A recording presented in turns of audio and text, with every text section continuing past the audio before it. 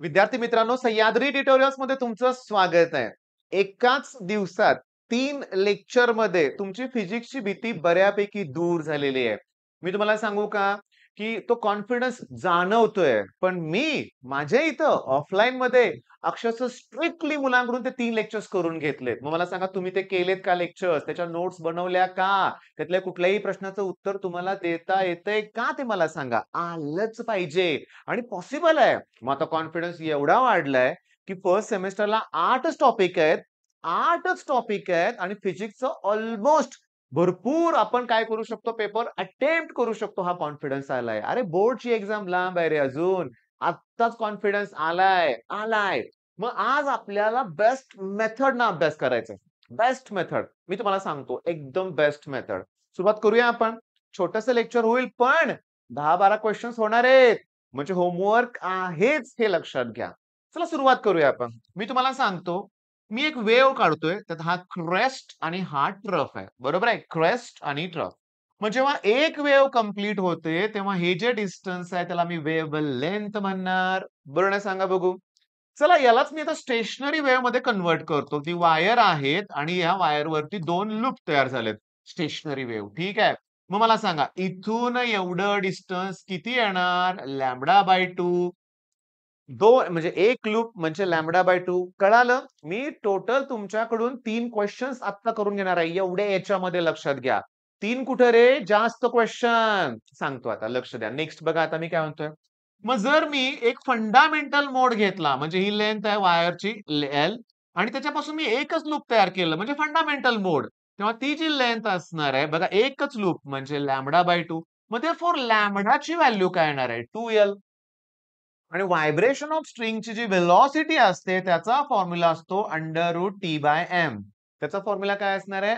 √T/m. Okay, ठीक आहे. लहानपणापासून आपल्याला फॉर्म्युला झालाय की V equals to N lambda. लिहिताना जरा असं लिहितो रे. V equals to N lambda. अरे मग एन म्हणजे काय? V upon lambda. मग एन म्हणजे काय? लॅम्बडाची व्हॅल्यू 1/2L आणि V ची व्हॅल्यू √T/m. आता शांतपणे लक्ष द्या. मी आता तुमच्या डोक्यात पहिला पॉइंट फिक्स करणार आहे. हा शब्द लक्षात ठेवा. Vibrations of string. Vibrations of string.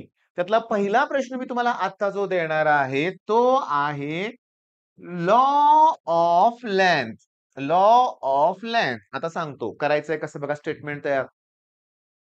T म्हणजे टेन्शन. इफ टी आणि एम म्हणजे लिनियर डेन्सिटी. इफ टी आणि एम आर कॉन्स्टंट, टी आणि M are constant, T M हे दोन जर कॉन्स्टंट असतील तर fundamental frequency is inversely proportional to length. झाला की पहिला लॉ. Law of length.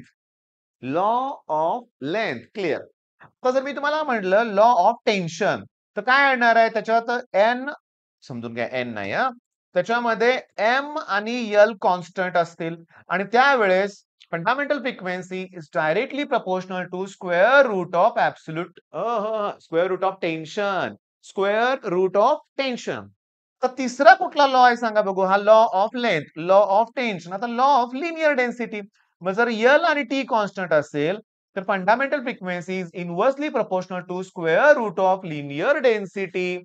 मग आता अभ्यासाची बेस्ट मेथड काय? फॉर्म्युला येतोय ना? फॉर्म्युला तयार करायला पण जमला ना?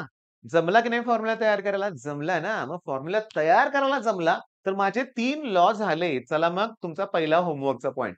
Law of length, law of length त्याच्यानंतर लॉ ऑफ टेन्शन आणि लॉ ऑफ लिनियर डेन्सिटी. मी तुम्हाला सांगू का की मला हवंय आता फिजिक्सचं पुस्तक. ओके.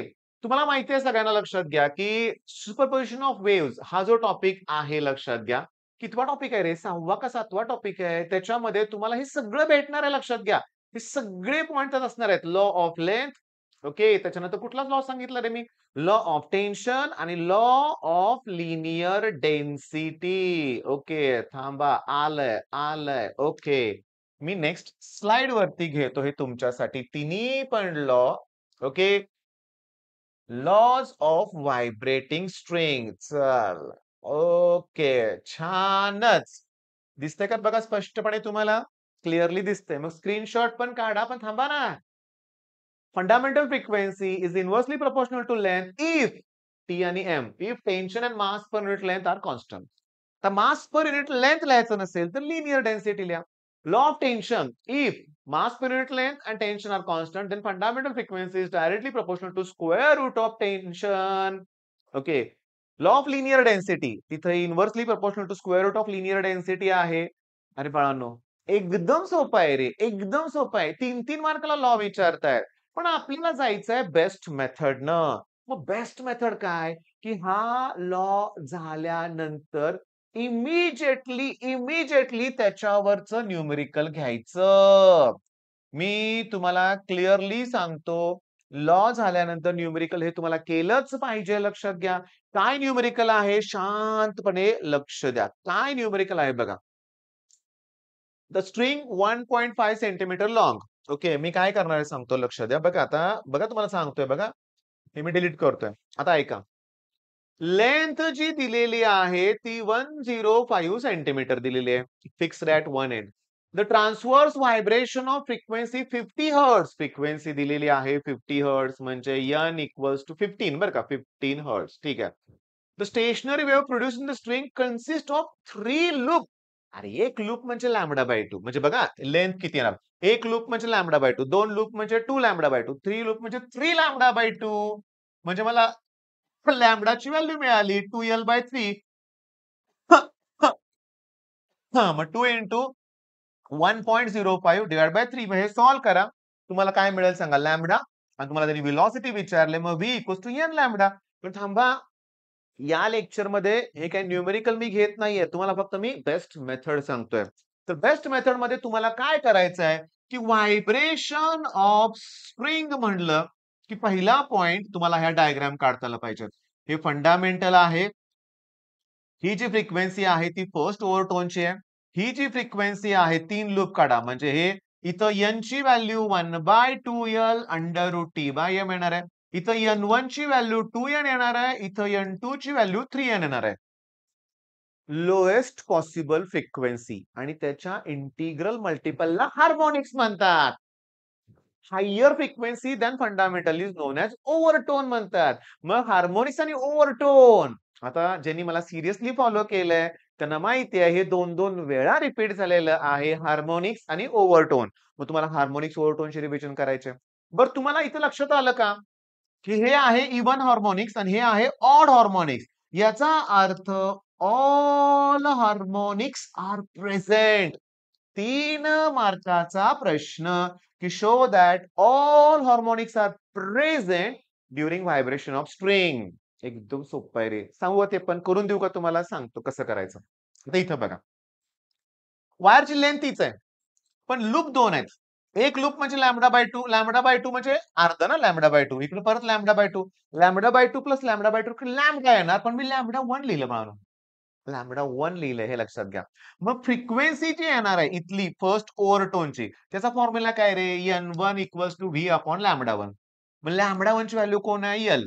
v ची व्हॅल्यू कोण असते? t बाय m फिक्स असते. आता मी काय करतोय बघा, 2 न मल्टिप्लाय 2 न डिवाइड करतोय. हे असं का केलं? कारण 1/2l under root T by M म्हणजेच 1/2l under root T by M म्हणजेच की n. मग आलं का?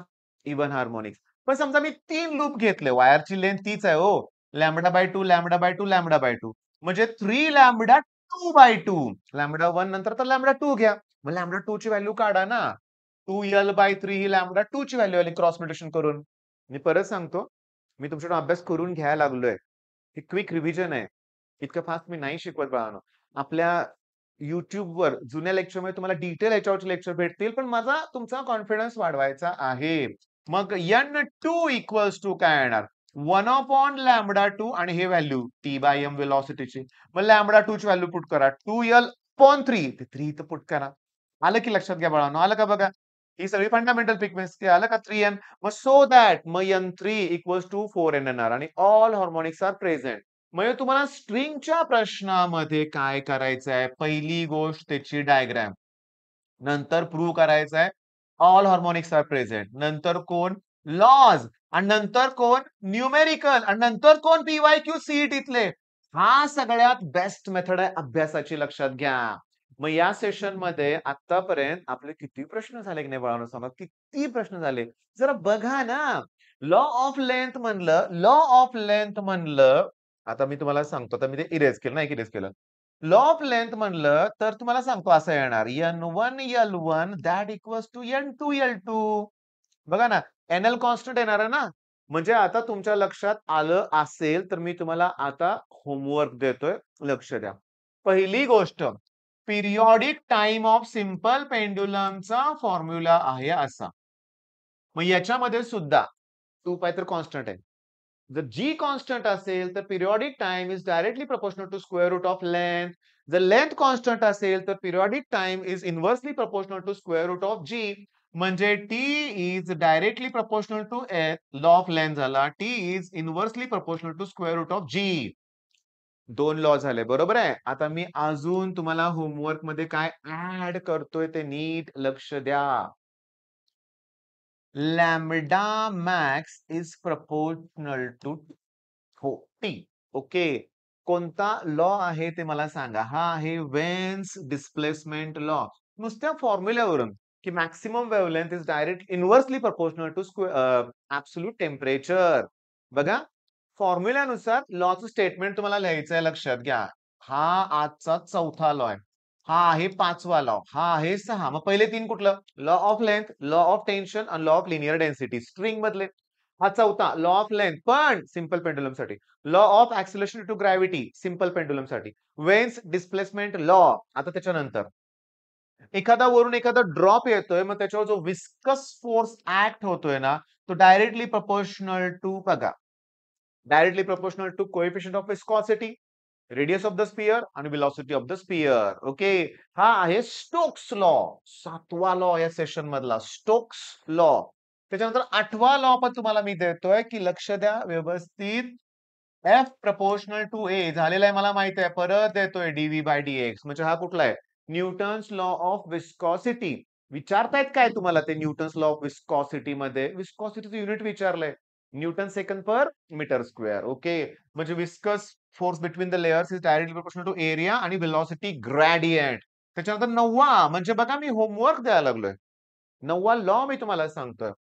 Rate of disintegration is directly proportional to number of nuclei present at that instant. DK law. कुठला लॉ आहे? DK law. प्रेशर सगळीकडे equally distribute होतं. कोणता लॉ आहे हा? Pascal's law. जर एक्सटर्नल टॉर्क ऍबसेंट असेल तर अँग्युलर मोमेंटम इज कन्झर्व्ड. हा आहे law of conservation of angular momentum. Law of conservation of angular momentum.